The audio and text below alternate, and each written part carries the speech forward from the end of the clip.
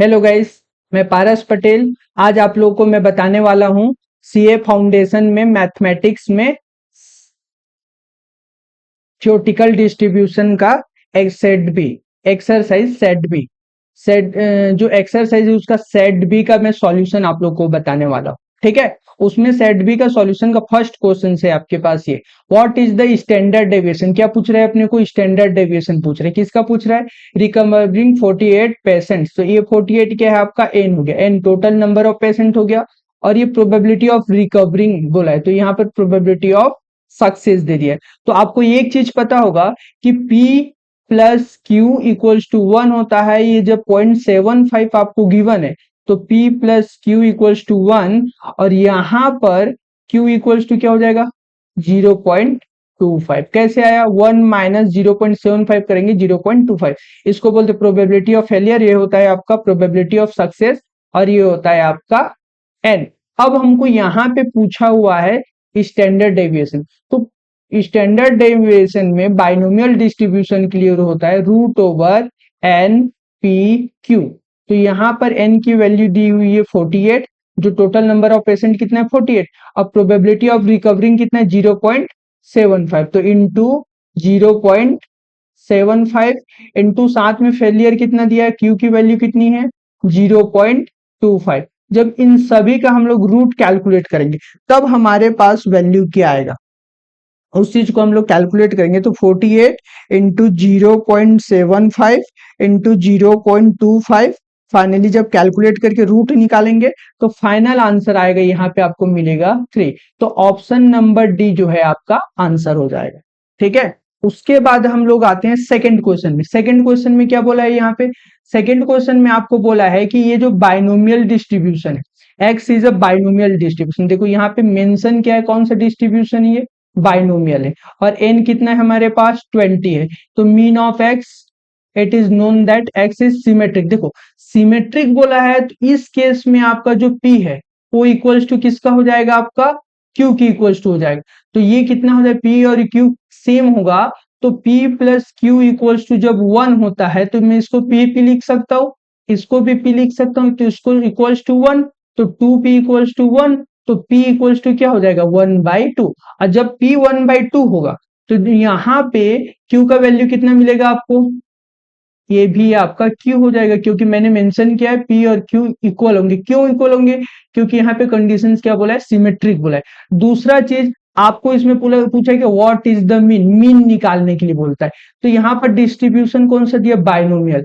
Binomial distribution में mean का जो फॉर्मूला होता है m इक्वल्स टू होता है आपका एन पी। तो n कितना है हमारे पास? 20। तो 20 इंटू पी कितना है यहाँ पे? 1/2। तो फाइनली कितना मिला यहाँ पे? 10। तो मीन कितना आ गया यहाँ पे? 10। ऑप्शन नंबर बी आपका आंसर हो जाएगा। अब आते हैं हम लोग क्वेश्चन नंबर 3 पे। क्वेश्चन नंबर 3 में देखो बी एन पी, देखो वापिस से दिया हुआ है।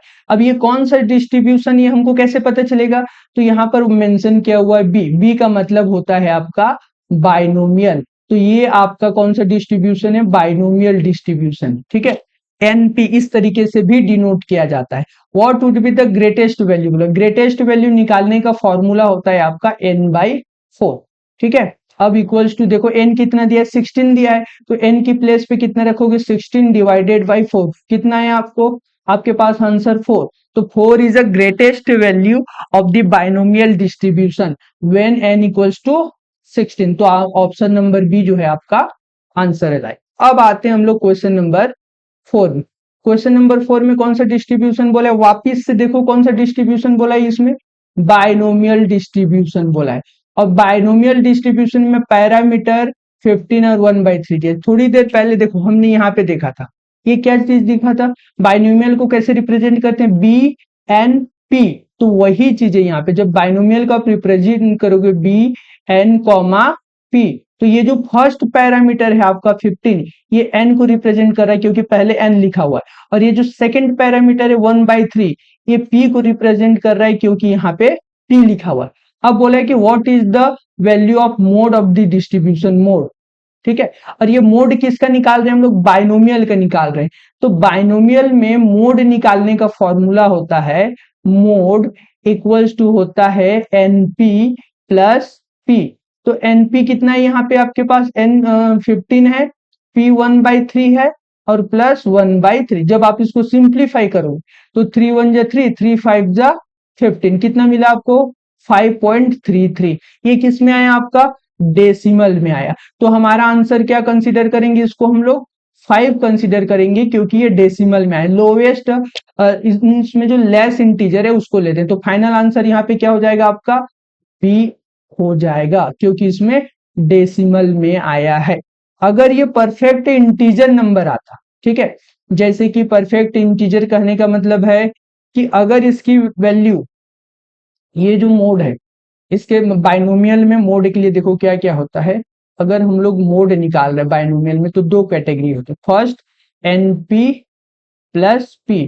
अगर ये आपको कोई इंटीजर मिलता है, अगर ये आपको इंटीजर मिलेगा तो इसके दो कैटेगरी होते हैं आपका। फर्स्ट होगा आपका मोड, दूसरा हो जाएगा मोड -1। अगर ये इसकी जो वैल्यू होती है NP plus P, NP plus P जो निकालोगे वो अगर डेसिमल वैल्यू आता है, जैसे अभी आया है डेसिमल, तो इसके लिए मोड इक्वल्स टू हो जाता है आपका लेस इंटीजर, लेस इंटीजर। तो यहाँ पर ये जो 5.3 ये किसके अंडर आया है, ये इंटीजर है कि डेसिमल है, तो ये डेसिमल वाला पोर्शन है। इसीलिए हम लोग इसको क्या करेंगे, इसमें 5.33 में अगर हम लोग ग्रेटर इंटीजर देखेंगे तो 6 और लेस इंटीजर देखेंगे तो 5। तो फाइनल आंसर क्या है अपना, लेस इंटीजर में क्या है 5 है, तो हमारा आंसर क्या हो जाएगा 5 हो जाएगा। ये क्लियर हुआ क्या ये चीजें आपको। तो अगर ये चीजें क्लियर नहीं है तो इसको आप ध्यान में रखिए, ठीक है। अब इसमें देखिए नेक्स्ट क्वेश्चन है 5, क्वेश्चन नंबर 5 क्या बोलता है देखिए।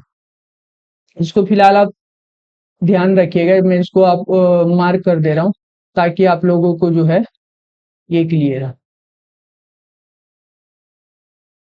ठीक है। अब इसको मैं हेडिंग डाल दे रहा हूँ। एक तो आपका ये हो गया, दूसरा डेसिमल पार्ट हो गया इसका, और ये आपका इंटीजर पार्ट हो गया। इन दोनों में अगर ये आता है तो ये दो वैल्यू होता है M और M-1, और दूसरा ये आता है तो ये लेस इंटीजर होगा।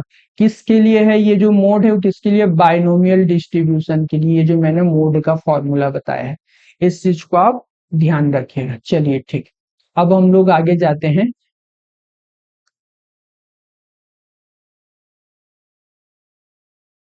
ठीक, क्वेश्चन नंबर 5, नेक्स्ट क्वेश्चन है आपका क्वेश्चन नंबर 5। क्वेश्चन नंबर 5 में क्या बोला हुआ इसमें, what is the number of trials of binomial distribution. वापिस से कौन सा डिस्ट्रीब्यूशन बोल दिया है, बाइनोमियल डिस्ट्रीब्यूशन, और उसका मीन एंड स्टैंडर्ड डेविएशन बोला है। तो बाइनोमियल डिस्ट्रीब्यूशन के केस में मीन का फॉर्मूला होता है म्यू इक्वल्स टू NP होता है, ठीक है। और NP यहाँ पे कितना दिया हुआ है, पहले मीन बोला हुआ है, तो मीन पहले में कितना दिया हुआ है 3, तो मीन भी यहाँ पे पहले लिखा हुआ है, तो ये NP इक्वल्स टू कितना हो गया आपका 3 हो गया। फिर दूसरे केस में क्या बोला है, स्टैंडर्ड डेविएशन, और दूसरे नंबर पे यहाँ पे कितना बोला है 1.5। तो मैं यहाँ पे लिखता हूँ standard deviation equals to root NPQ equals to कितना हो जाएगा आपका 1.5। तो यहाँ पर आप ध्यान दीजिए, ये रूट दिया है, जब इस रूट को हम लोग को हटाना रहेगा तो ये क्या करेंगे, रूट इधर जाके क्या हो जाएगा, ये जो रूट है इधर जाके इधर स्क्वायर हो जाएगा। तो मैं यहाँ पे लिखूंगा NPQ इक्वल्स टू 1.5 पूरे की पावर स्क्वायर हो गया। और यहाँ पे देखो NP की वैल्यू कितनी है 3, तो इस NP की प्लेस पे NPQ है, तो वहां पर NP की प्लेस पे हम लोग लिख देंगे 3 इंटू Q इक्वल्स टू 1.5 का स्क्वायर करेंगे तो आपको मिलेगा 2.25। अब Q इक्वल्स टू यहाँ से क्या हो जाएगा 2.25 डिवाइडेड बाई 3, 2.25 डिवाइडेड बाई 3, तो फाइनली कितना मिलेगा आपको 0.75। तो Q कितना मिल गया, यहां से Q मिल गया आपको 0.75। ये आ गया प्रोबेबिलिटी ऑफ फेलियर जिसको बोलते हैं। लेकिन अब हमको सक्सेस चाहिए, तो P plus Q equals to कितना होता है 1, तो P प्लस 0.75 करोगे तो कितना मिल गया 1, तो P इक्वल्स टू कितना मिल गया आपको 1 माइनस, इसको कट कर दो, 1 माइनस 0.75, तो फाइनली कितना मिलेगा आपको 0.25। कितना है, किसने equals to P equals to. अब फाइनली अपने को क्या पूछा है क्वेश्चन में, number of trials, number of trials मतलब N पूछा हुआ है। तो यहाँ पर एनपी पता है आपको 3 होता है, तो उसमें हम लोग यहाँ से जो है इस इक्वेशंस को जो हम लोग यहाँ पे यूज कर लेते हैं, ठीक है।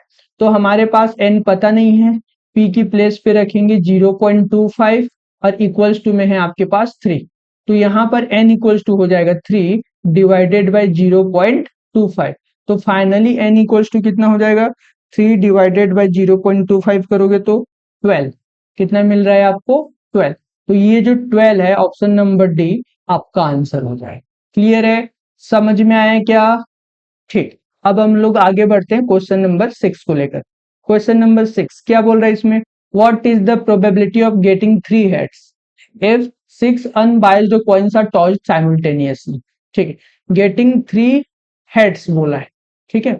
तो इसमें हेड सही है, तो रैंडम वेरिएबल क्या होता है एक्स, एक्स का मतलब क्या होता है हेड्स, यहाँ पर दे बोला हुआ है हेड्स, टू फाइंड जो बोलते हैं उसको रैंडम वेरिएबल बोलते हैं। 6 अनबायस्ड कॉइन बोला है, तो n कितना हुआ हमारे पास 6 हो गया। अब देखो नंबर ऑफ ट्रायल्स कितना है, 6 पॉइंट्स है, तो n 5 से ज्यादा है यहाँ पे, तो यहाँ पर हम लोग यूज करेंगे बाइनोमियल डिस्ट्रीब्यूशन, क्योंकि बाइनोमियल डिस्ट्रीब्यूशन का यूज कब किया जाता है, बाइनोमियल डिस्ट्रीब्यूशन का यूज किया जाता है जब n जो है लेस देन इक्वल्स टू 10 होता है। तो यहाँ पर n कितना है 6 है, इसीलिए क्या यूज कर रहे हैं हम लोग, बाइनोमियल डिस्ट्रीब्यूशन यूज कर रहे हैं, ठीक है। तो यहाँ पर कितने हेड्स के लिए बोला है, 3 हेड्स के लिए, तो हमको तो पी चाहिए, तो पी क्या होता है, पी होता है 1 एक्सपेरिमेंट, एक एक्सपेरिमेंट से हमको जो सक्सेस मिलता है उसको बोलते हैं प्रोबेबिलिटी। तो जब हम लोग किसी कॉइन को टॉस करेंगे तो उसमें हेड आने की प्रोबेबिलिटी क्या होगी, 1/2। एक ही कॉइन को टॉस करना, यहाँ पर चाहे आपको 3 दिया, 3 दिया है, 6 दिया है, 4 दिया है, 5 दिया है, 10 दिया, उससे कोई फर्क नहीं पड़ता। जब प्रोबेबिलिटी ऑफ सक्सेस और प्रोबेबिलिटी ऑफ फेलियर निकाल रहे हो तो वहां पर सिर्फ और सिर्फ एक कॉइन को टॉस करने पे जो रिजल्ट आता है उसी को कंसीडर किया जाता है 1 एक्सपेरिमेंट। तो जब हम लोग टॉस करेंगे एक कॉइन को तो उसमें हेड आने की प्रोबेबिलिटी कितनी होगी 1/2 और टेल आने की प्रोबेबिलिटी 1/2। तो ये दोनों हो गया probability of success, probability of failure.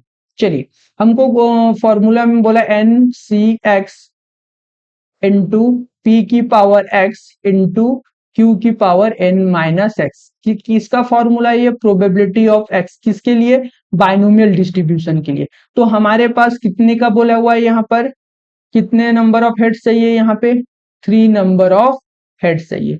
तो यहाँ पे क्या हो जाएगा, प्रोबेबिलिटी ऑफ 3 के लिए कैलकुलेट करेंगे, तो ये हो जाएगा n दिया हुआ 6C3, p कितना है 1/2, पूरे की पावर कितनी हो जाएगी यहाँ पे 3 इंटू 1/2, पूरे की पावर क्या हो जाएगा 6 - 3।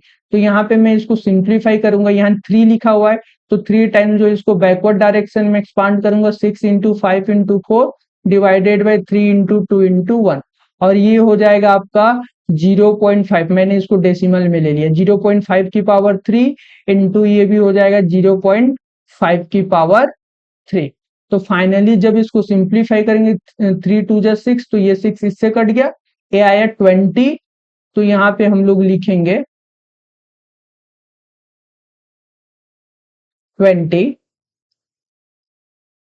इंटू 0.5, पूरे की पावर 3 + 3 कितना हो गया 6। तो इसमें आंसर क्या आ जाएगा आपका, 0.5 की पावर है आपका 6, तो 0.156 इंटू 20 कैलकुलेटर से जब करेंगे तो 0.3125, आपका आंसर आ जाएगा 0.3125।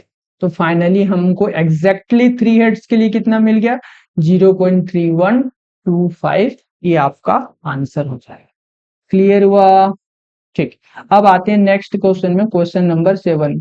क्वेश्चन नंबर 7 क्या बोला है आपको, if the overall percentage of success in exam is 60, overall percentage बोला है in exam, percentage of success मतलब पी की बात कर रहे हैं 60, तो what is the probability that out of a group of 4 students at least one has pass. देखो 60 क्या चीज है, ये यहाँ पर जो 60 है वो परसेंटेज को शो कर रहा है, ठीक है। यहाँ पर 60 क्या चीज को शो कर रहा है, आपका परसेंटेज को शो कर रहा है। तो जब ये परसेंटेज को शो कर रहा है यहाँ पे 60, तो यहाँ पे मैं लिखूंगा तो ये क्या हो जाएगा आपका 60%। तो प्रोबेबिलिटी ऑफ सक्सेस कितना हो गया 60%, इट मीन्स हो गया 60 डिवाइडेड बाई 100। इक्वल्स टू आपको क्या मिलेगा 0.6 प्रोबेबिलिटी ऑफ सक्सेस हो गया। ठीक है, नंबर ऑफ कितने स्टूडेंट्स हैं 4 स्टूडेंट्स हैं। तो इसमें हम लोग क्या बोला है कि prove that out of a group of 4 student at least one has passed, कम से कम एक पास होना चाहिए। तो क्यू कितना हो जाएगा probability of failure 1 minus P equals to 1 minus 0.6। ठीक है, इक्वल्स टू आ गया आपके पास 0.4 प्रोबेबिलिटी ऑफ फेलियर। अब क्वेश्चन में बोला हुआ है कि एटलीस्ट वन, तो हमको चाहिए प्रोबेबिलिटी ऑफ एटलीस्ट। एटलीस्ट में हम लोग less than equals to use करते हैं। एटलीस्ट कम का साउंड आ रहा है तो ग्रेटर देन साइन का use, greater than equals to 1, इतने पास होने चाहिए, एक से ज्यादा। और कितने स्टूडेंट हैं out of a group of 4 students हैं, तो यहाँ पे हम लोग ऐसा कर सकते हैं क्या 1 माइनस प्रोबेबिलिटी ऑफ 0 को माइनस कर देंगे तो एक या एक से ज्यादा के लिए निकल जाएगा। ठीक है, तो यहां पर इसको सिंप्लीफाई करेंगे तो क्या हो जाएगा 1 माइनस, बाइनोमियल डिस्ट्रीब्यूशन के लिए फॉर्मूला क्या होता है प्रोबेबिलिटी का, probability of x equals to n C x p की पावर एक्स और क्यू की पावर एन माइनस एक्स। तो यहाँ पर हम लोग पहले निकाल लेते हैं पी ऑफ जीरो के लिए, जीरो के लिए। तो एन तो 4 है अपने पास, 4 स्टूडेंट बोला है आउट ऑफ ग्रुप ऑफ 4, तो ये हो जाएगा 4C0, क्योंकि यहाँ पे एक्स की प्लेस पे क्या लिए हमने 0 लिया हुआ। ठीक है, और इंटू पी, पी कितना है अपने पास 0.6, देखो ये है पी हमारे पास, ये दिया है 0.6, तो ये हो जाएगा 0.6 की पावर 0 इंटू 0.4 की पावर क्या होता है n माइनस 4, तो 4 माइनस 0।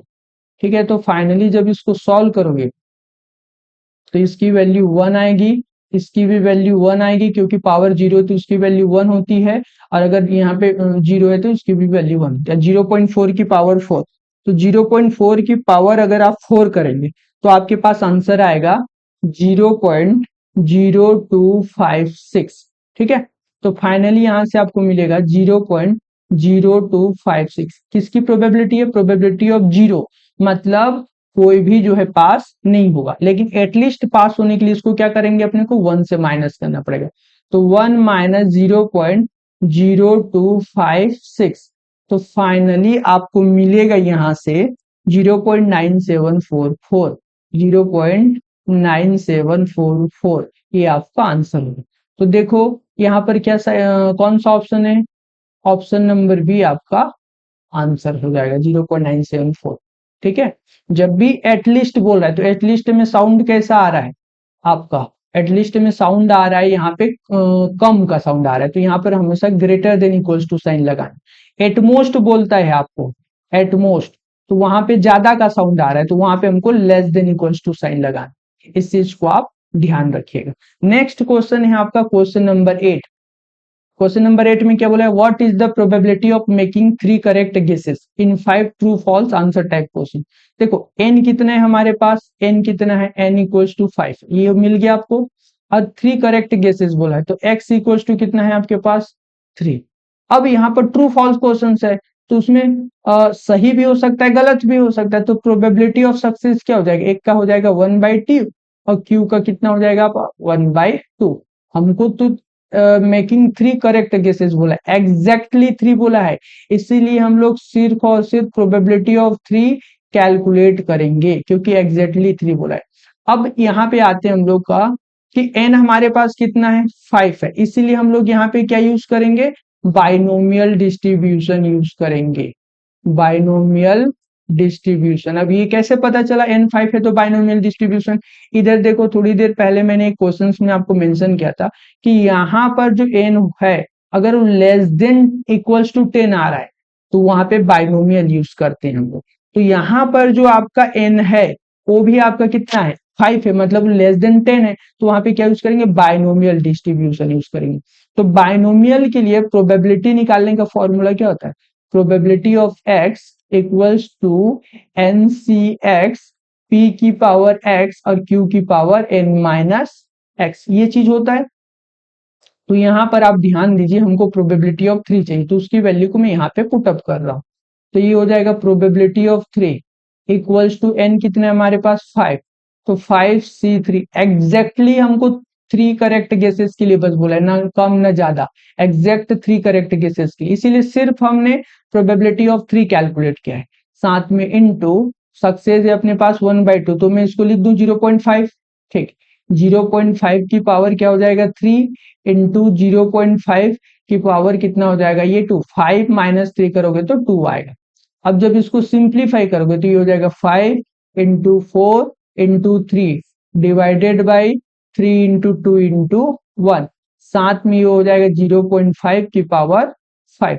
तो फाइनली आपका ये आंसर आ जाएगा यहाँ पे 2 2 जा 4, ये कट गया, 3 3 इससे कट गया, 2 1 जा 2 2 जा 4 इससे कट गया, 5 2 जा 10, 10 इंटू 0.5 की पावर 5, तो कितना आ जाएगा आंसर 0.5 की पावर 5 करेंगे तो आ जाएगा, साथ में इंटू में आपके पास 10 है, तो ये आ जाएगा 0.3125, 0.3125।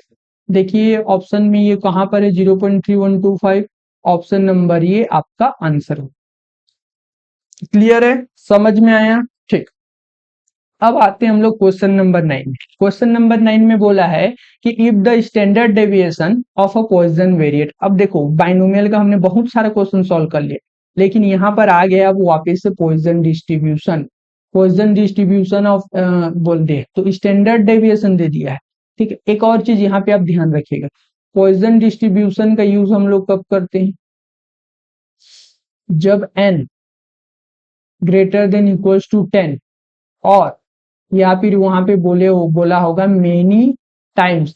इसमें अगर आपको मेनी टाइम्स बोला है तो वहां पर हम लोग यूज करेंगे पॉइजन डिस्ट्रीब्यूशन, ये आगे चल के काम आने वाला है, आप ध्यान रखिएगा इस चीज को। ठीक है, अब बोला if the standard deviation of Poisson variate. अब एक और चीज पॉइजन, ठीक है बाकी बाद में देखेंगे, स्टैंडर्ड डेविएशन इसका फॉर्मूला क्या होता है, जब पॉइजन डिस्ट्रीब्यूशन में पढ़ते हैं तो वहां पे आपका mean mu equals to n p होता है, और वेरिएंस इक्वल्स टू भी आपका एनपी होता है, और स्टैंडर्ड डेविएशन जिसको एचडी या फिर सिग्मा से डिनोट करते हैं, standard deviation equals to root n p होता है। किसके केस में, ये पॉइजन वेरिएट पॉइजन डिस्ट्रीब्यूशन के केस में मैं बता रहा हूँ।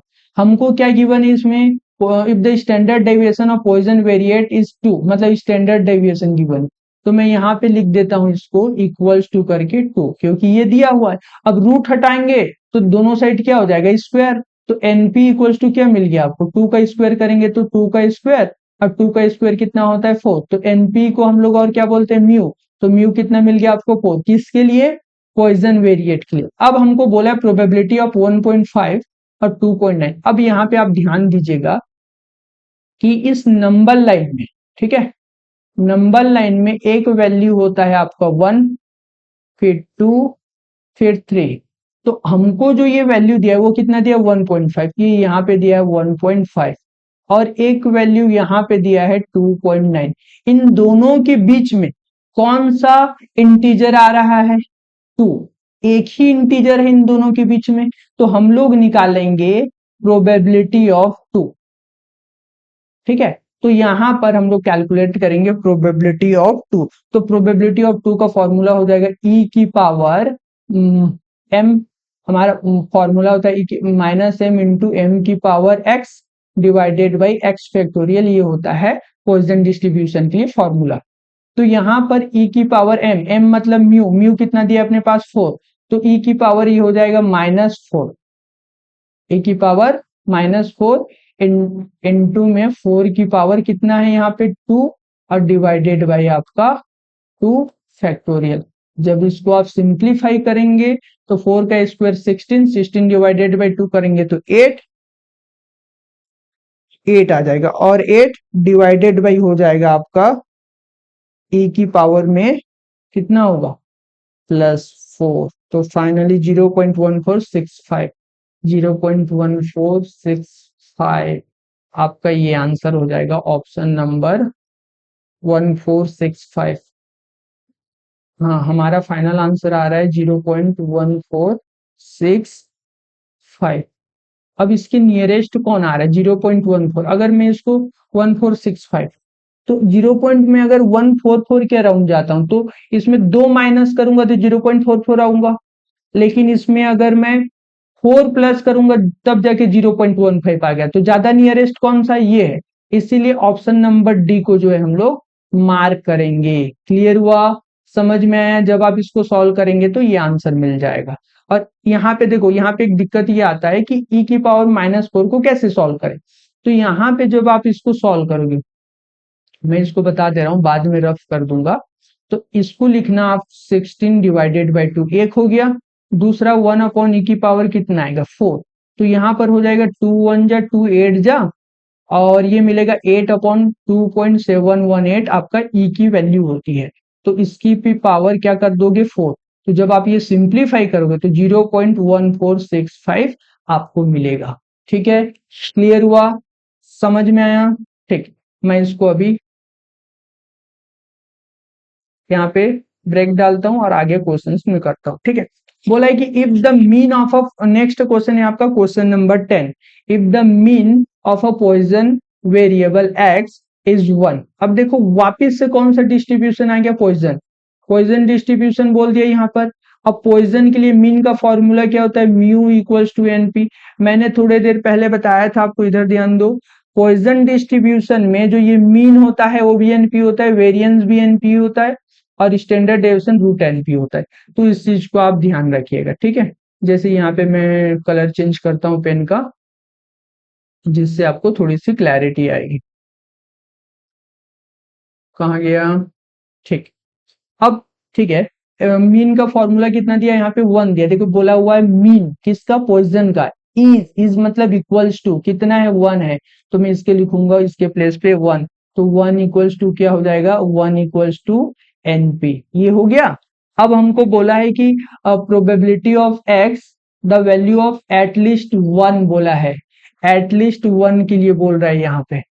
तो एटलीस्ट 1 के लिए क्या हो जाएगा यहाँ पे, जब हमको एटलीस्ट 1 बोला है, तो आप ये ध्यान दीजिए, जब आपको बोला है प्रोबेबिलिटी ऑफ एक्स, एटलीस्ट कैसा साउंड आ रहा है इसमें से, एटलीस्ट में से कम का साउंड आ रहा है, इसीलिए हम लोग यहाँ पे उल्टा करेंगे, ग्रेटर देन इक्वल्स टू लगाएंगे, ग्रेटर देन इक्वल्स टू 1। तो यहाँ पर हम लोग टोटल 1 में से किसको किसको माइनस, 1 से नीचे कौन सा इंटीजर आएगा आपका, 0। तो वो हो जाएगा प्रोबेबिलिटी ऑफ 0, इसको हम लोग माइनस कर देंगे। ठीक है, और यहाँ पर आपको पता है कि पॉइजन डिस्ट्रीब्यूशन में प्रोबेबिलिटी का फॉर्मूला होता है e की पावर -m इंटू m की पावर x अपॉन में x फैक्टोरियल। तो यहाँ पर हम लोग जाएंगे 1 माइनस e की पावर, मीन कितना दिया है अपने पास, देखो 1 दिया है, ये 1 है। ठीक है, तो e की पावर -1 इंटू में 1 की पावर 0 अपॉन में 0 फैक्टोरियल। तो ये हो जाएगा आपका यहाँ पे 1 माइनस, देखो इसकी भी वैल्यू 1, इसकी भी वैल्यू 1 होती है, इसकी भी वैल्यू 1 होती है। तो यहाँ पर e की पावर -1 करेंगे तो ये क्या हो जाएगा आपका 1 अपॉन ई। तो e की वैल्यू कितनी होती है, 2.71 होता है। तो जब आप यहाँ पे करोगे 1 माइनस 1 अपॉन 2.718, तो क्या मिलेगा आपको 1 अपॉन 0.3678 माइनस 1, तो 0.6321, 0.6321। तो देखो ऑप्शन में कहां पर है आपका 0.6321, ऑप्शन नंबर सी, ये आपका आंसर हो जाएगा। क्लियर हुआ, समझ में आया क्या? ठीक, अब हम लोग आगे बढ़ते हैं क्वेश्चन नंबर 11 की ओर। देखो जैसे बाइनोमियल डिस्ट्रीब्यूशन में शॉर्ट में रिप्रेजेंटेशन था, वैसे ही पी किसको रिप्रेजेंट करता है, आपका पॉइजन को रिप्रेजेंट करता है यहाँ पे। तो पॉइजन हो जाए, ये आपका हो जाएगा पॉइजन डिस्ट्रीब्यूशन के लिए पी फॉर पॉइजन और एम फॉर मीन को डिनोट करता है। अब बोला है and it's coefficient of variation is 50, देखो सीवी दे दिया है, ये आपका दिया कोफिशिएंट ऑफ वेरिएशन मतलब सी डॉट वी, सीवी दिया हुआ है, जिसकी फॉर्मूला क्या होती है, CV equals to H D standard deviation upon arithmetic mean into में 100। तो ये हम लोग कौन सा डिस्ट्रीब्यूशन पढ़ रहे हैं, पॉइजन। तो पॉइजन के लिए स्टैंडर्ड डेविएशन का फॉर्मूला क्या होता है, रूट एन पी, और एरिथमेटिक मीन क्या होता है, एन पी इनटू में क्या हो जाएगा आपका 100। और ये कितना दिया है, सीवी आपका ये दिया हुआ है 50, तो 50 हो गया, ठीक है। और जब इसको मैं सिंप्लीफाई करूंगा तो रूट एनपी में अगर एनपी जाएगा तो क्या हो जाएगा, चलो इसको पहले सिंप्लीफाई करते हैं। 50 को मैं इधर ले आता हूं। अब जब इसको सिंप्लीफाई करेंगे तो ये बचेगा 1/रूट एनपी, ये बचेगा, साथ में ये इंटू में 100 और इक्वल्स टू में कितना है ये 50। तो जब इसको सिंप्लीफाई करेंगे तो रूट एनपी इधर डिवाइड कर रहा है, इधर जाके मल्टीप्लाई, तो रूट एनपी इंटू में 50 इक्वल्स टू 100।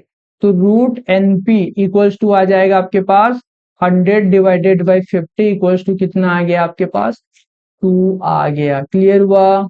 अब हमको क्या पूछा हुआ है, what is the probability that x would assume only non zero values बोला है।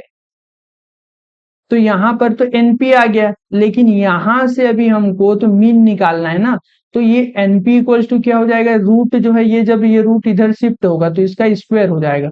तो एनपी इक्वल्स टू 2 का स्क्वायर, तो एनपी इक्वल्स टू कितना मिल गया आपको 4, और ये क्या होता है आपका मीन होता है।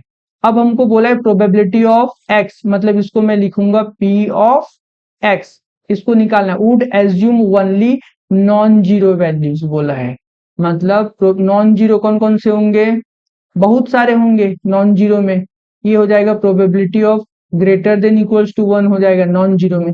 लेकिन हमको तो नहीं पता ना कि नॉन जीरो क्या क्या है, तो इसको हम लोग क्या लिख सकते हैं, वापिस से ग्रेटर देन इक्वल्स टू है तो इसको हम लोग लिख सकते हैं, मैं यहाँ पे मेंशन कर दे रहा हूँ, probability of greater than equals to 1, क्योंकि नॉन जीरो बोला है। तो ये हो जाएगा 1 माइनस प्रोबेबिलिटी ऑफ जीरो। अगर हम लोग प्रोबेबिलिटी ऑफ जीरो का निकाल लें और टोटल प्रोबेबिलिटी 1 से माइनस कर दें तो नॉन जीरो का ऑटोमेटिक निकल जाएगा। अब कौन सा डिस्ट्रीब्यूशन है, पॉइजन। तो यहाँ पे 1 माइनस ई की power minus m, minus m कितना है अपने पास, एम कितना है 4, तो ये हो जाएगा -4 इंटू 4 की पावर 0 अपॉन में 0 फैक्टोरियल।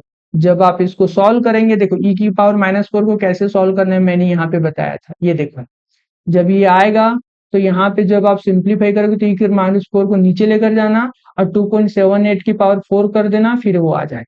वैसे ही जब आप इसको सॉल्व करोगे तो इस पूरे टर्म की वैल्यू 1 आ जाएगी, क्योंकि 0 फैक्टोरियल और पावर में 0 है तो उसकी वैल्यू कितनी होती है, वो 1 होती है, ठीक है।